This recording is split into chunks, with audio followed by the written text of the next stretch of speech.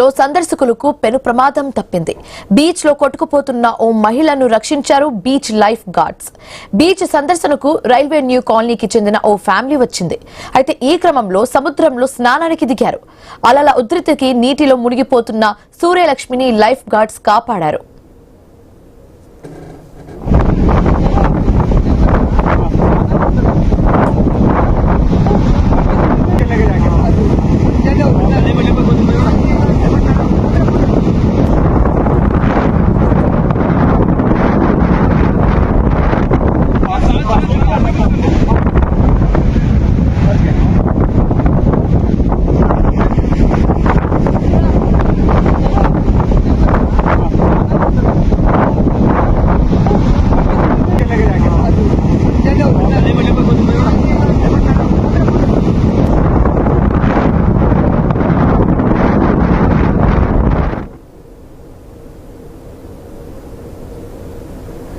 Visakha Yarada beach లో సందర్శకులకు పెను ప్రమాదం తప్పింది.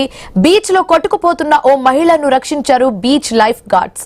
బీచ్ సందర్శకులకు రైల్వే న్యూ కాలనీకి చెందిన ఓ ఫ్యామిలీ వచ్చింది. ఈ క్రమంలో సముద్రంలో స్నానానికి దిగారు. అలల ఉధృతికి నీటిలో మునిగిపోతున్న సూర్యలక్ష్మిని లైఫ్ గార్డ్స్ కాపాడారు. ఇదే అంశానికి సంబంధించి మరిన్ని తాజా అప్డేట్స్ మా కరెస్పాండెంట్ రాజు అందిస్తారు ఫోన్ ద్వారా.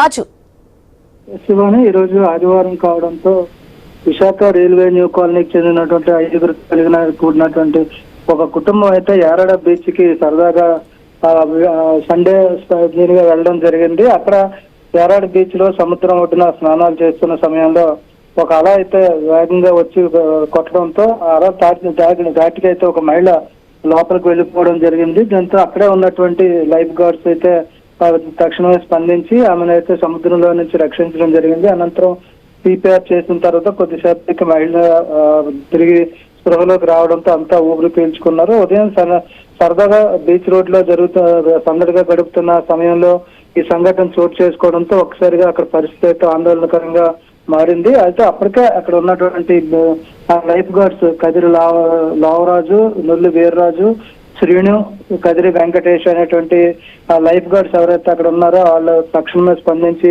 ఆ మహిళని ఒడ్డుకు తీసుకురావడంతో పాటు సిపిఆర్ చేసి ఆమెకి తిరిగి వచ్చేలా చేయడంతో పాటు అక్కడి నుంచి చికిత్స కోసం అయితే ఆసుపత్రికి కూడా తరలించిన నేపథ్యంలో అందరూ కూడా ఊపిరి పీల్చుకోవడం జరిగింది.